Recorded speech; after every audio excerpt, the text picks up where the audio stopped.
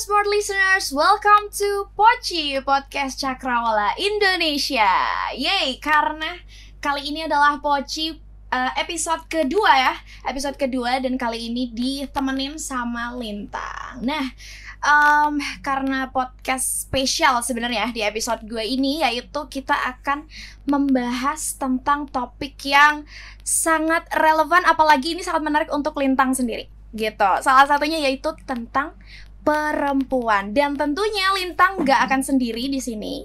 Dan guest star atau narasumber ya hari ini itu sangat menarik, dan juga mungkin smart listeners yang mendengarkan podcast ini ya udah tahu gitu sama salah satu community, atau mungkin nanti bisa dijelasin lebih lanjut ya kira-kira apa sih bagian dari komunitas tersebut gitu. Oke, boleh langsung aja bersama dengan kakak-kakak yang sudah ada di depan Lintang. Halo. Sama-sama dulu smart listeners mungkin yang ada di sini.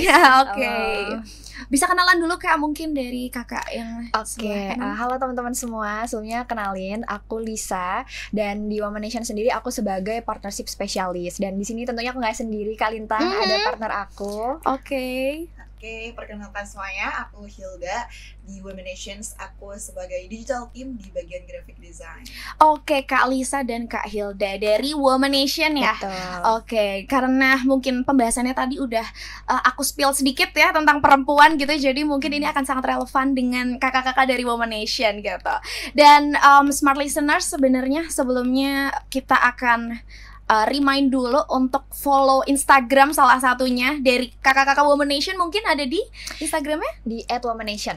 Oke, di @womanation bisa langsung di follow dulu dan dicek dulu Instagramnya, karena Lintang sebelumnya udah stalking duluan sih sebenarnya, dan menarik banget ya dari isu-isu yang sudah ditampilkan di Instagram Womanation gitu sih Kak. Dan jangan lupa juga untuk dengerin terus podcast dari Poci dan juga podcast lainnya dari Crash FM, ada di YouTube-nya Crash, ada di Crash FM, dan juga Spotify-nya ada di Podcast. Jangan lupa didengarin ya smart listeners. Oke. Mungkin karena pembahasannya kita tentang perempuan nih Kak dan kakak-kakak dari Woman Nation, mungkin dari Kak Lisa atau Kak Hilda bisa spill atau kasih tahu ke smart listeners sebenarnya Woman Nation itu tuh salah satu organisasi kah atau komunitas kah? Mungkin bisa dijelasin. Oke, aku jelasin coba ya Kak. Iya. Oke, jadi kalau untuk Woman Nation sendiri itu sebenarnya adalah base-nya adalah kayak media dan juga komunitas gitu. Dan basicnya di sini kita adalah NGO, jadi memang non-profit, dan sebagai salah satu platform ataupun media yang tujuannya itu adalah untuk informasi mengenai pemberdayaan perempuan gitu. Jadi sebenarnya tujuan kita hadir gitu ya, itu bukan tiba-tiba sebagai solusi untuk masalah perempuan di Indonesia tuh enggak, tapi kita kayak membukakan gerbang, kita berusaha dulu nih menaikkan awareness dari masyarakat, nggak cuma perempuan gitu, tapi juga laki-laki, baik yang usia muda ataupun tua gitu, untuk tahu dulu sebenarnya banyak loh permasalahan tentang gender di Indonesia gitu. Jadi untuk itulah Woman Nation hadir, dan sebenarnya kita tuh baru teman-teman, kayak kita baru banget ada itu di tahun 2020, tepatnya waktu pandemi gitu ya. Dan alhamdulillah ternyata antusias dari teman-teman di Indonesia tuh banyak banget. Jadi sekarang kita udah punya kurang lebih 50.000 followers. Dan itu tersebar di seluruh Indonesia gitu. Tapi kalau untuk base-nya sendiri kita masih online, karena kepengurusan kita memang tersebar di beberapa kota, salah satunya kayak Jakarta, Jogja, dan juga Bali gitu. Tapi kalau untuk community-nya sendiri itu seluruh Indonesia gitu Kak. Oke, jadi memang basisnya ini di seluruh Indonesia ya, jadi nggak cuma di kota-kota aja. Dan ini memang untuk fokusnya, karena mungkin dari nama komunitasnya aja dengan Woman Nation ini berarti untuk memberdayakan tadi perempuan itu tadi ya. Mungkin Kak Hilda bisa dikasih tahu aja sih kira-kira kegiatannya gitu dari Woman Nation ini, apakah hanya seputar perempuan kah, atau tadi mungkin Kak Lisa juga udah sebut ya kayak nggak cuma tentang perempuan gitu, mungkin bisa dikasih tahu. Sebenarnya kalau dari Woman Nation itu sendiri, memang kita kan dari namanya aja Woman Nations gitu ya, kita mau memang empowering women gitu. Tetapi sebenarnya kita juga nggak melulu membahas perempuan gitu. Ada juga di beberapa hal kita membahas ada yang terkait dengan peran laki-laki itu sendiri, tetapi memang mostly itu adalah perempuan. Nah, untuk kegiatannya itu karena kita volunteer base-nya itu online ya, karena tersebar di seluruh Indonesia. Kita itu ada publikasi mengenai artikel-artikel yang isunya itu mengangkat tentang empowering women kayak gitu kebanyakan. Dan memang juga kita berkolaborasi gitu melalui tim partnership ke seluruh komunitas NGO yang memang satu value dengan Women Nations kayak gitu. Oke, jadi bener ya tadi karena basisnya online ya, jadi mungkin nanti akan banyak apa ya, pengaruhnya itu nanti memang basisnya di media massa gitu ya Kak ya. Oke, kalau misalnya untuk keanggotaannya nih, apa masuknya ini as volunteer aja, daftar aja atau boleh apa mungkin cewek-cewek aja apa mungkin cowok juga boleh kan, gimana nih? Oke, mungkin aku sedikit nambahin dulu yang dijawab sama Kak Hilda tadi. Sebenarnya memang kita kan mayoritas tuh kegiatannya online, tapi ada offline-nya. Apalagi sekarang tuh kita banyak juga kerjasama sama brand-brand gitu. Kayak contohnya salah satu program kita gitu bekerja sama dengan Komnas HAM. Kayak kita terjun ke beberapa sekolah yang ada di Jakarta, di Bali, itu juga sebenarnya salah satu kerjasama dari Women Nation dan juga Komnas HAM. Dan kemarin juga mungkin kalau teman-teman bisa cek di Instagramnya Women Nation, jadi kita ada kegiatan offline gitu kayak sharing session lah sama kayak ahlinya di bidang kayak pengembangan skill dan lain-lain, tapi itu baru dilaksanakannya di Jakarta gitu. Jadi nggak bisa memungkinkan juga kalau kegiatan ini bisa aja nanti hadir di kota-kota lainnya, contohnya di Jogja, Bandung dan lain-lain. Dan itu mungkin menjawab pertanyaannya Kalintang tadi, itu berhubungan juga sama kepengurusan di Women Nation gitu. Jadi biasanya kalau misalkan ada mayoritas ada di kota A gitu, bisa aja nanti kita bisa merencanakan nih untuk mengadakan event ataupun kegiatan di sana gitu. Jadi kalau untuk volunteernya sendiri biasanya nanti akan ada kayak announce gitu di Instagram. Biasanya durasinya tuh 5 bulan ya Kak Hilda ya gitu. Jadi di situ juga biasanya ada kayak screening CV dan juga interview gitu. Jadi kalau misalkan teman-teman mau daftar nih itu boleh banget. Cuman karena kepengurusan ini bisa dibilang kayak kita kan strict gitu ya, jadi kayak nggak bisa dibilang juga semua bisa ikut walaupun daftar jadi langsung keterima gitu, enggak. Kalau untuk kepengurusannya gitu, jadi kayak kita aja sekarang untuk anggotanya around 10-an kali ya, karena memang ya jadi memang biar lebih nggak eksklusif juga sih, maksudnya kayak lebih fokus dulu gitu. Gitu sih Kak. Oke, berarti mungkin nanti untuk volunteernya juga nanti akan ada screening CV dan lain-lain juga ya Kak ya. Oke, mungkin ini juga menjawab kalau misalnya Women Nation ini juga minatnya lumayan banyak ya dari seluruh wanita Indonesia gitu. Mungkin smart listeners yang mau ikut daftar juga, siapa tahu bisa lolos dan ikut acara-acara yang diadakan juga oleh Women Nation gitu. Oke, mungkin karena kita bahasannya nih tentang perempuan juga nih Kak. Jadi hari ini juga termasuk sebenarnya dengan hari 16 HAKTP atau 16 hari anti kekerasan terhadap perempuan gitu. Mungkin dari kakak-kakak Women Nation ini kan lebih mungkin mendalami lah gitu tentang isu ini. Kira-kira itu tentang apa ya Kak ya? Kalau boleh tahu mungkin bisa di sharing dulu nih. Jadi sebenarnya gini, 16 hari anti kekerasan terhadap perempuan itu adalah salah satu gerakan ya anti kekerasan terhadap perempuan gitu, dan memang itu lingkupnya adalah internasional.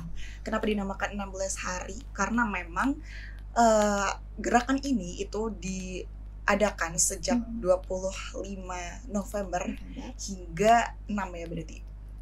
Hingga 6 Desember. 10 Desember. Nah, itu makanya terhitung 16 hari. Dan memang ini tuh lingkupnya internasional aja. Dan tujuannya adalah untuk mendorong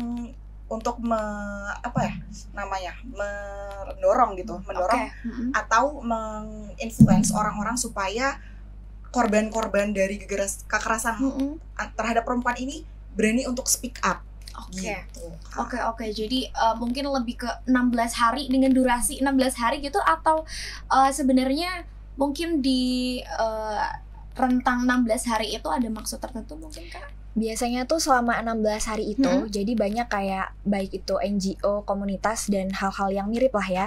Itu jadi mereka melakukan campaign baik secara offline ataupun online gitu untuk meningkatkan kesadaran masyarakat terhadap anti kekerasan terhadap perempuan itu tadi gitu. Oke, benar sih. Tadi kalau misalnya bahas tentang kekerasan terhadap perempuan gitu ya. Mungkin kita juga yang perempuan gitu ya merasa untuk speak up tadi ya yang Kak Hilda bilang ada waktu kita diberikan kesempatan lah untuk gimana kita bisa mendukung para perempuan juga gitu ya.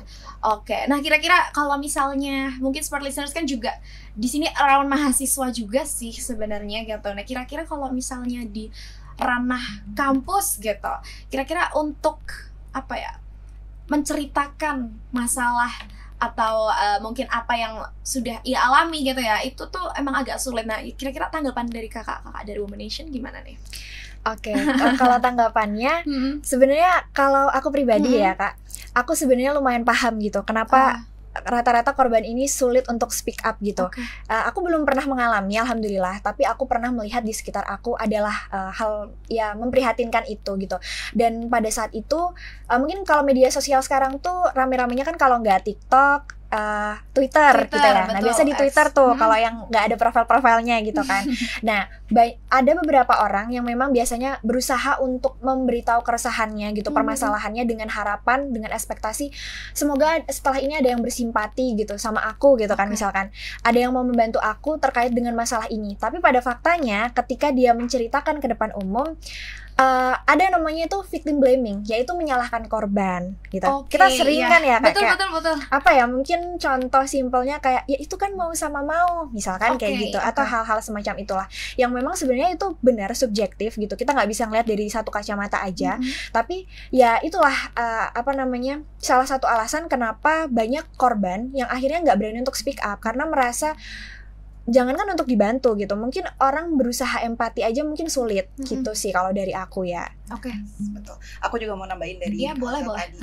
Jadi memang kalau misal kita lihat gitu di sekitar kita memang banyak banget terjadi kekerasan di lingkungan kampus gitu, dan korbannya ya tidak memungkiri juga entah itu perempuan dan laki-laki, tetapi kan memang kita tahu faktanya memang mayoritas itu kan pada perempuan ya.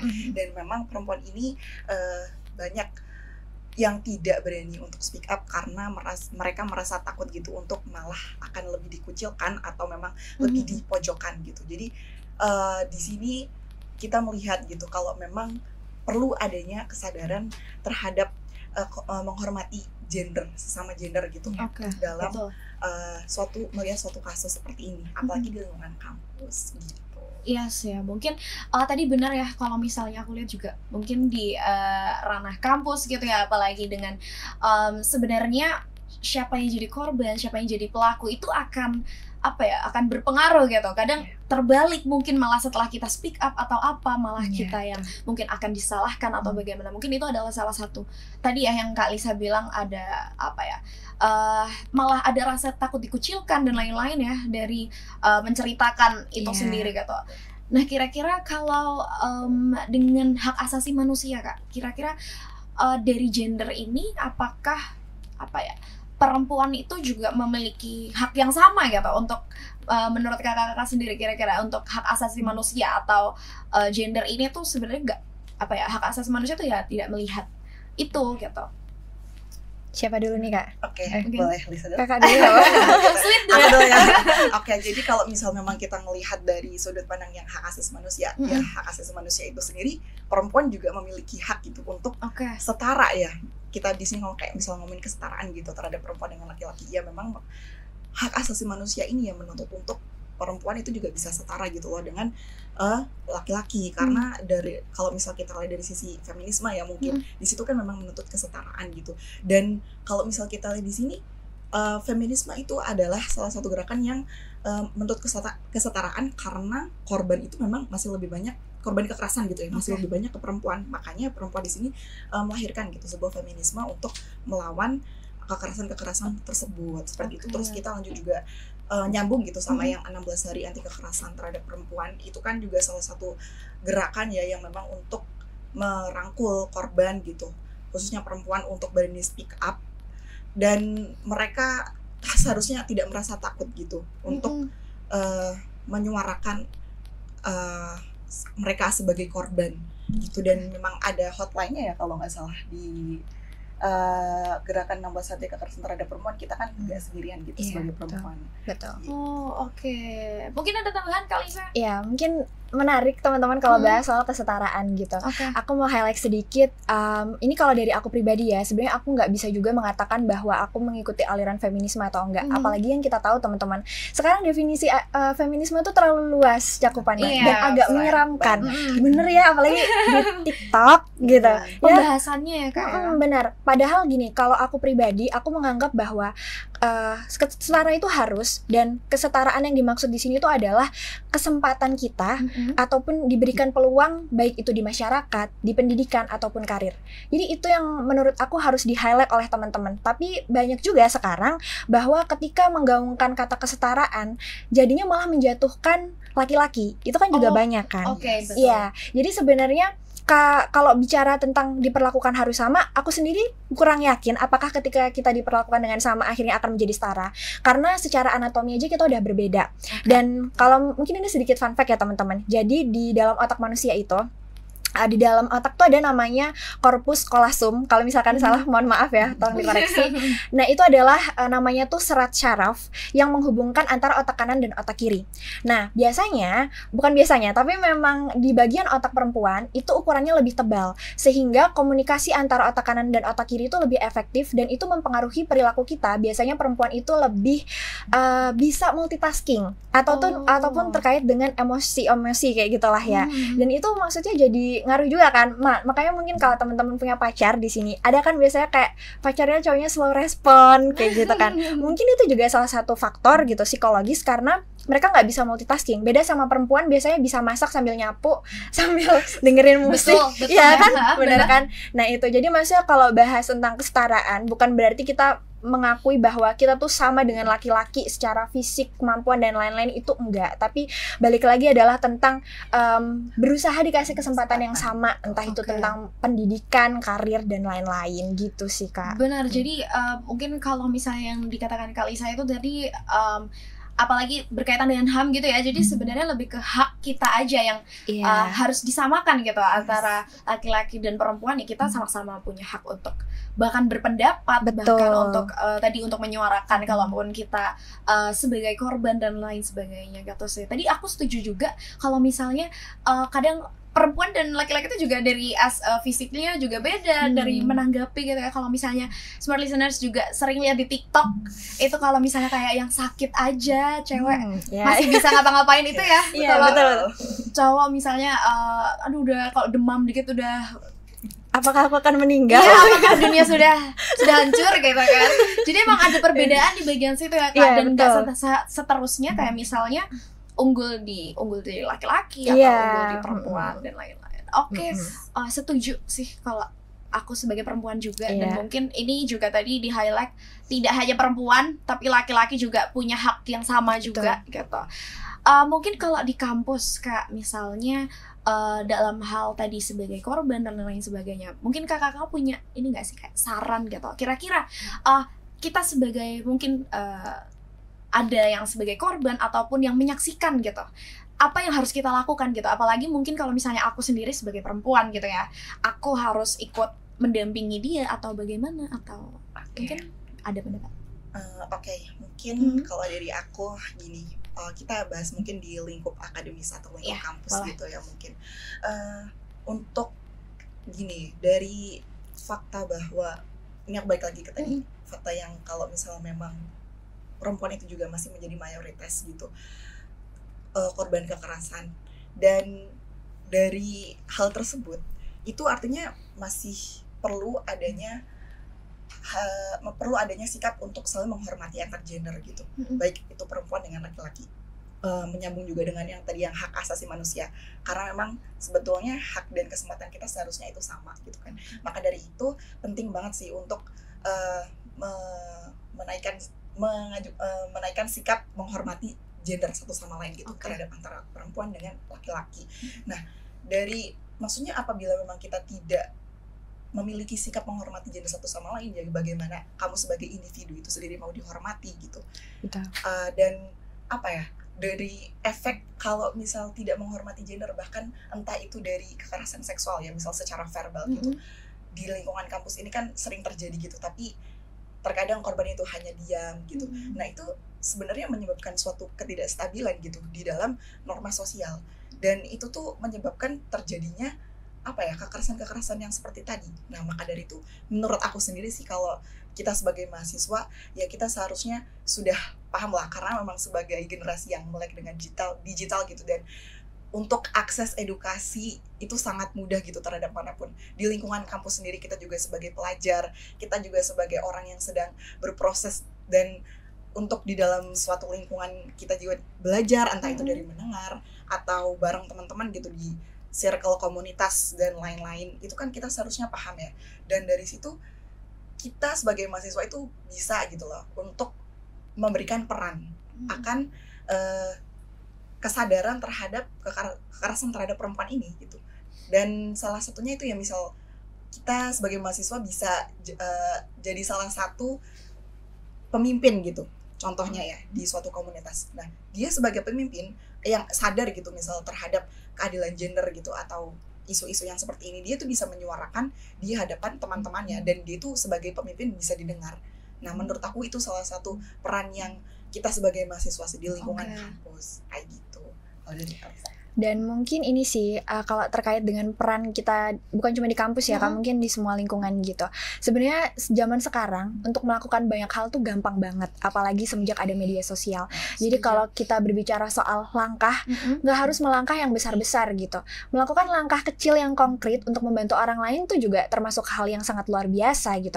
Salah satunya mungkin contohnya kayak Womanation ini, kita berusaha untuk nge-influence teman-teman, memberikan pengajaran ataupun edukasi gitu kan di media sosial, sehingga kalau misalkan masuk gitu kan, ada yang baca terus tertarik, contohnya kayak gitu.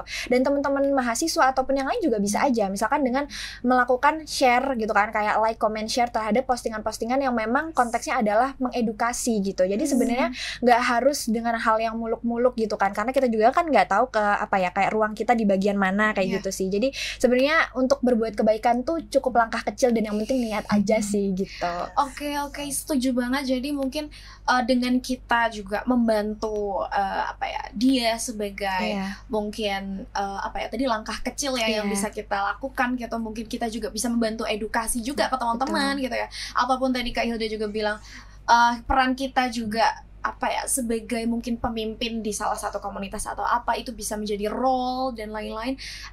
Setuju banget, apalagi karena di kampus ini kan kita lebih lebih heterogen ya. Betul. Orang-orangnya dari pemikirannya juga gitu ya. Jadi nggak semua mungkin pemikirannya sama lah sama kita. Jadi mungkin bisa edukasi itu penting ya, apalagi edukasi tentang kesetaraan gender gitu. Nah kira-kira dari Womanation sendiri apa ada program tentang ini nggak sih, kayak edukasi tentang kesetaraan gender ini, mungkin selain di Instagram, atau ada program kayak kumpul-kumpul sharing-sharing gitu-gitu, atau gimana Kak? Oke, kalau misalkan sharing-sharing, seperti yang aku mention di awal, biasanya kalau misalkan kita ada kerjasama dengan brand ataupun kayak Komnas Perempuan dan lain-lain, itu kita tetap melakukan edukasi secara offline, baik itu di sekolah ataupun sharing section gitu. Sebenarnya tergantung lagi dengan program ataupun kerjasama yang diambil gitu sih. Dan kalau di online sendiri, selain misalkan kayak artikel ataupun feeds dan Instagram, kita juga biasanya sering ada sharing section di live Instagram gitu. Jadi biasa nanti di sana kayak kita menghadirkan para ahli, entah itu misalkan dari bidang psikologi atau dari bidang pemberdayaan perempuan dan lain-lain, untuk mengedukasi lah teman-teman kayak apa yang harus aku lakukan atau bagaimana dan lain-lain gitu sih. Jadi sebenarnya benefit apalagi untuk mengikuti salah satunya komunitas-komunitas perempuan mungkin ya, itu kita juga mungkin akan nggak tahu ya, kalau misalnya cewek itu kan biasanya lebih safe gitu ya rasanya, betul, untuk cerita dan lain-lain ya Kak ya, merasa atau ada ruang aman gitu. Benar, apa mungkin Kak Hilda atau Kak Lisa ada nggak sih kayak cerita gitu tentang pengalaman pribadi mungkin kalau misalnya untuk bercerita kayak gitu-gitu, atau mengeluh kesah lah gitu, itu kalau di perempuan itu kira-kira apa bedanya gitu lah, kalau misalnya sama mungkin yang lebih luas lagi atau lebih heterogen lagi gitu, ada nggak sih cerita gitu Kak? Oke, mungkin kalau dari aku ya, kalau dari aku tuh sebenarnya aku juga ngerasa ya sebagai perempuan lah ya, pasti bakal lebih feel safe gitu, lebih nyaman gitu kalau memang sharing sesama perempuan gitu. Walaupun terkadang aku juga sharing gitu dengan teman-temanku yang laki-laki gitu.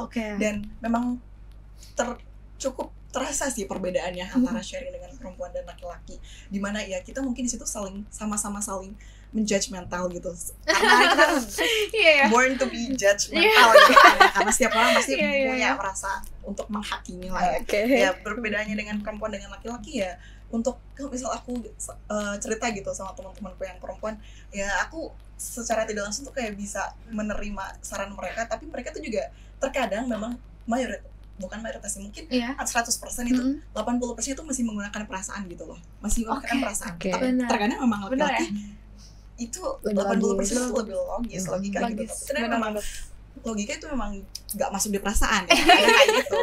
Perempuan ya benar kayak gitu. Setuju. Kadang cewek hanya ingin didengarkan, hanya ingin divalidasi. Ini gitu, curhat Kak maksudnya? Enggak sih, makanya nanya apakah sama. Mungkin kalau Kalisa sendiri ada nggak sih pengalaman? Mungkin kalau aku, karena aku juga bagian dari anak ilmu komunikasi, jadi kakak juga ilmu komunikasi kan ya? Nah, sama kita kan ada belajar tentang teori komunikasi. Iya, betul. Itu aku kaget banget jujur, karena ternyata secara psikologi dan komunikasi, bahkan cuma komunikasi yang kata orang cuma ngomong gitu ya, laki-laki sama perempuan tuh berbeda banget gitu. Kayak cara ngomong ke laki-laki tuh bakal beda sama cara ngomong sama perempuan gitu kan. Dan itu bikin aku kayak ternyata penting juga buat kita kalau mau ada apa-apa itu bisa sharing dari dua perspektif yang berbeda. Karena itu bikin kita lebih netral lagi. Mungkin apalagi perempuan, biasanya kalau kita lagi galau bad mood kan kayak udah runyam tuh pikiran kan, kayak langsung gak logis gitu. Nah dengan kita sharing dengan laki-laki gitu misalkan, kita jadi tahu ternyata di POV mereka tuh seperti ini loh, di POV perempuan tuh seperti ini loh, kayak gitu sih. Ini simpelnya aja, contohnya kalau dari teman-temanku biasanya perempuan tuh cuma ingin didengar katanya kan. Katanya kayak sebenarnya kita tuh gak butuh solusi gitu. Kita cuma pengen kayak kalian tuh dengerin kita gitu. Iya kan? Setuju. Nah sedangkan laki-laki biasanya ya nggak semuanya, tapi cenderung lebih tertutup. Biasanya kalau punya masalah ya udah dia pergi dulu nyelesain masalahnya sendiri dulu, baru nanti ketika udah fresh dia dateng gitu. Dan mungkin laki-laki berceritanya setelah itu ya. Iya. Kalau tidak bercerita boy gitu kan. Betul. Itu, dan biasanya kan cewek langsung tantrum kalau cowoknya pergi, benar. Nah maksudnya jadi mutual understanding, kayak memahami komunikasi antara laki-laki dan perempuan, psikologi itu juga penting. Dan itu nggak cuma konteks hubungan gitu, tapi maksudnya hubungan percintaan ya, tapi pertemanan dan keluarga juga penting gitu sih. Bener sih. Jadi kayak mungkin dari hal komunikasi aja udah beda gitu ya antara wanita dan laki-laki gitu. Tapi ini mungkin kalau misalnya ditarik garis besarnya ya, lebih ke kenapa akhirnya mungkin cewek-cewek ini juga mungkin tadi ya merasa takut kalaupun kita bercerita dengan mungkin respon yang tidak sesuai gitu-gitu ya. Karena kan apalagi tadi kalau misalnya kita ada di satu organisasi atau satu perkumpulan ya, akhirnya mungkin kita feel safe ya, karena sama-sama perempuan, sama-sama mengerti mungkin ya, itu akan lebih enak untuk bercerita gitu sih. Oke, setuju. Dan apalagi mungkin kalau misalnya di kampus antara keseringan atau intensitas dari kekerasan yang mungkin ditimpa oleh perempuan itu biasanya paling sering itu cuman hal-hal sepele ya biasanya disebutnya gitu, kayak misalnya entah catcalling atau entah, nah itu kan biasanya sering nih, kayak misalnya kita di curhat atau misalnya orang-orang bercerita gitu tentang kejadian yang baru aja dia alamin gitu, misalnya catcalling dan lain-lain. Itu kan sebenarnya mungkin ada beberapa orang yang merasa itu bukan hal yang besar gitu. Kenapa? Apakah itu harus dilaporkan atau enggak? Nah, kira-kira pendapatnya gimana sih kalau masalah tentang yang sering terjadi gitu, apalagi tentang catcalling ini gitu? Pendapatnya mungkin Kak? Kalau mungkin dari aku ya, karena memang lingkungan kampus seperti yang disebutin sama Kak tadi ya, kan heterogen banget dan pemikiran orang itu bisa beda-beda banget gitu. Jadi kalau misal menurutku tuh seharusnya ya, untuk sampai saat ini gitu, kampus itu seharusnya bisa menyediakan ruang aman gitu bagi mahasiswanya, terkhusus untuk perempuan gitu, yang notabene-nya ya seperti tadi, hal-hal kecil yang memang menurut kita ini adalah hal-hal yang sensitif. Betul. Gitu sih. Jadi seharusnya kampus bisa menyediakan ruang-ruang itu, dan karena apalagi sekarang kan memang sudah banyak banget gitu loh perempuan yang udah menyuarakan hal-hal seperti ini gitu. Jadi seharusnya kampus juga bisa lebih mendengarkan, dan mahasiswa-mahasiswa dan juga orang-orang yang tergabung gitu akademisi ini bisa lebih peka gitu terhadap hal-hal tersebut. Apalagi kemarin Undang-Undang Nomor 12 Tahun 2022 yang tentang anti kekerasan terhadap perempuan gitu, itu udah udah muncul gitu loh. Jadi seharusnya itu juga bisa lebih diperhatikan oleh lingkup-lingkup akademisi. Gitu sih Kak, kalau menurutku. Oke, setuju. Mungkin kalau bisa ada. Tapi mungkin faktanya ya Kak, kita lihat sendiri kan kalau misalkan di kampus masih adalah kayak hal-hal variabel lain yang mempengaruhi hal itu gitu kan. Jadi mungkin kalau dari Kak Hilda memberikan perspektif untuk saran ke kampusnya gitu. Tapi harus kita sadari juga teman-teman kalau emang kadang agak susah kalau kita berekspektasi sama orang lain gitu kan. Jadi harus ada juga gitu loh benteng dari dalam diri kita sendiri untuk berinisiatif gitu. Mungkin salah satunya juga sebagai perempuan, kita juga harus belajar edukasi gitu. Educate yourself, kayak self love gitu. Itu juga penting. Atau kayak ngasih setting boundaries, kayak apa ya, hal-hal yang memang boleh orang lakukan ke aku atau tidak kayak gitu. Karena kalau kita bicara soal penanganan, ya faktanya kan di lapangan maksudnya tidak semudah itu direalisasikan gitu kan. Jadi saat ini gitu, satu-satunya hal yang bisa kita lakukan dengan mudah tanpa campur tangan orang lain gitu, langsung terasa manfaatnya adalah ketika kita bisa mungkin mengedukasi diri sendiri, kayak misalkan itu tadi terkait self love dan lain-lain. Jadi dari diri kita juga lebih aware lagi gitu.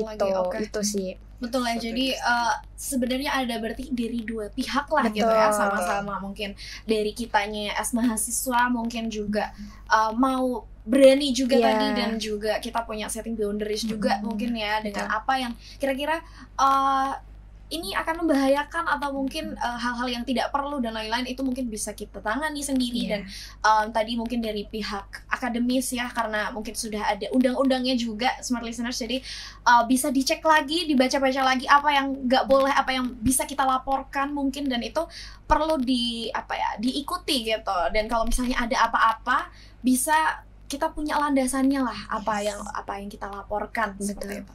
Oke, setuju. Dan mungkin kalau misalnya dengan kita sebagai perempuan ya, apalagi ini masih juga sering lewat di TikTok sih, bagaimana cara kita mengekspresikan diri gitu. Kadang kan itu masih di kotak-kotakan lah, dibatasi gitu. Kira-kira gimana sih, cowok boleh kayak gini, cewek nggak boleh. Nah itu tuh termasuk kesetaraan atau enggak sih Kak? Gitu. Ini kan sering banget ya didebatin di TikTok. Iya. Oke.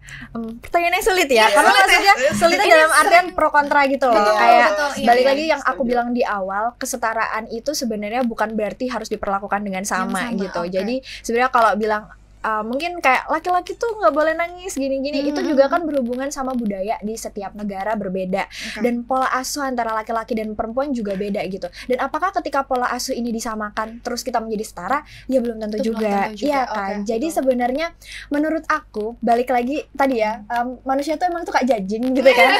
Tapi alangkah baiknya sebagai manusia yang bijak dan baik, daripada judging, kita tuh lebih mengedukasi diri sendiri, kayak kira-kira apa sih yang bisa diubah dari diriku.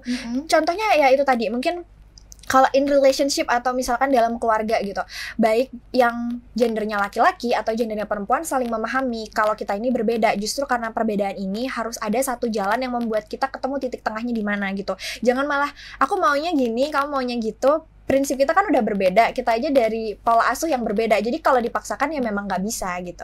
Yang penting ini sih guys, stop war gitu. Kita tuh nggak lagi berperang gitu loh. Kayak perempuan dan laki-laki tuh saling membutuhkan. Kita cukup mengakui itu aja gitu sih. Oke. Betul ya. Kalau mungkin Kak Hilda ada tanggapan nggak nih? Oke, kalau menanggapi yang tadi ya, educate yourself gitu, itu aku juga setuju banget sih, salah satunya. Dan dari dalam diri kita sendiri juga perlu mencari, ya salah satunya adalah tempat aman gitu untuk melakukan edukasi itu sendiri gitu. Dan ini TMI, kemarin tuh kita barusan up konten yang salah satunya juga rangkaian dari 16 hari anti kekerasan terhadap perempuan. Itu di last slide kita tuh sebenarnya ada satu konten yang memang berusaha membantu para perempuan-perempuan ini menyuarakan pengalaman-pengalaman yang kurang mengenakan itu yang pernah dialaminya gitu. Dan kita letakkan di salah satu Instagram itu, kita namakan anonymous gitu. Jadi ya itu adalah salah satu cara Womanation juga untuk menyediakan tempat aman bagi perempuan-perempuan yang memang pernah merasakan hal-hal tersebut, dan ini juga kami berharap bisa berpengaruh dan berdampak kepada orang-orang supaya lebih peka bahwa hal-hal kecil bahkan itu juga bisa menjadi salah satu bentuk pelecehan gitu. Dan kalau kalian cek gitu ya, salah satu kontennya di last slide itu kita ada hotline-nya, karena apa ya, aku lupa itu hotline apa, tapi di situ adalah bukan komunitas, hotline yang untuk menyediakan ruang aman bagi perempuan. Jadi intinya hashtagnya itulah kalian tidak sendiri, perempuan itu tidak sendiri. Jadi kami menyediakan tempat aman untuk menyuarakan pengalaman-pengalaman yang kurang mengenakan yang pernah terjadi kayak gitu. Oke, jadi ini menarik banget karena mungkin tadi ditarik ke mungkin ada salah satu program atau konten tadi ya yang ada di Womanation gitu, salah satunya untuk mengekspresikan diri dari perempuan untuk tempat aman dan lain-lainnya. Mungkin karena pembahasannya sudah lumayan banyak ya, apalagi tadi sangat insightful banget, apalagi tentang kekerasan atau kesetaraan yang dilakukan antara perempuan ataupun laki-laki, dan bagaimana cara kita mengatasinya ataupun bagaimana kita bertindak setelahnya gitu. Mungkin dari kakak-kakak sendiri nih, ada nggak sih pesan gitu ke smart listeners gitu, kira-kira tentang kesetaraan gender mungkin atau tentang perempuan yang bisa menjadi apa ya, kesimpulan lah dari mungkin tadi yang kita udah perbincangkan di hari ini kata. Aku dulu. Dari Kak Lisa nih boleh. Sebenarnya aku tetap mengulang kalimat yang sama ya. Yang pertama, educate yourself, baik laki-laki maupun perempuan gitu. Karena ketika kita berusaha untuk mempelajari diri sendiri terlebih dahulu, kita juga tahu bagaimana cara memperlakukan orang lain dengan baik kayak gitu kan. Dan yang kedua adalah stop war gitu. Itu aja sih kayaknya. Stop war ya. Betul. Tapi kalau judging tadi keep it for ourselves. Oke, itu aja sih ya. Oke, mungkin kalau dari aku balik lagi sih, aku juga mengulang kata yang sama tadi. Hormatilah perempuan dan laki-laki sesama gender gitu, selayaknya kalian ingin dihormati. Oke, benar-benar setuju banget, dan terima kasih kakak-kakak dari Womanation, dari Kak Lisa dan juga Kak Hilda ya, karena aku sendiri sangat senang ya bisa ikut berdiskusi lah ya istilahnya, apalagi tadi juga membahas tentang realita yang ada di masyarakat ataupun malah bahkan di kampus kayak gitu. Mungkin ini juga relate sama smart listeners, dan ini juga bisa educate smart listeners untuk lebih aware lagi, dan tadi kayak stop war gitu ya guys gitu. Dan mungkin karena tadi salah satunya udah closing statement juga gitu ya, boleh promosi lagi nggak sih tentang Womanation gitu ke smart listeners yang ada di manapun berada gitu, biar bisa cek-cek konten dari Womanation. Bisa. Oke, mungkin teman-teman jangan lupa gitu ya, kalau misalkan suka dengan konten yang berhubungan dengan pemberdayaan perempuan ataupun tentang kesetaraan gender gitu, boleh cek Instagram kita di @womanation. Di situ ada banyak banget terkait konten dan juga kegiatan-kegiatan yang pastinya menarik, juga menambah insight barulah buat kita semua kayak gitu. @WMNation. Ya betul. Jangan lupa di follow, dan juga jangan lupa follow Instagramnya Crash juga, ada di @crash1078fm. Dan juga karena nanti ini akan didengarkan oleh smart listeners yang ada di rumah dan dimanapun berada, ada di Spotify juga Kak. Mungkin ada di Spotify, di podcast, dan juga ada di YouTube-nya yaitu di Crash FM. Jadi jangan lupa didengerin untuk episode-episode selanjutnya juga, ataupun episode sebelumnya dan podcast-podcast lainnya, karena pastinya akan ada pembahasan yang sangat menarik tentunya, seperti hari ini ya, ditemani dengan kakak-kakak dari Womanation. Sangat insightful, dan aku sendiri sangat senang lah ya bisa ngobrol-ngobrol sama ciwi-ciwi gitu akhirnya, dengan tempat yang tadi kita bilang safe gitu ya. Oke, mungkin kita sudah berada di ujung podcast, dan tadi sudah ada closing statement dan promosi juga tentang Womanation. Jangan lupa untuk di follow juga, dan sampai jumpa di episode selanjutnya dari Poci atau podcast Cakrawala Indonesia. See you smart listeners.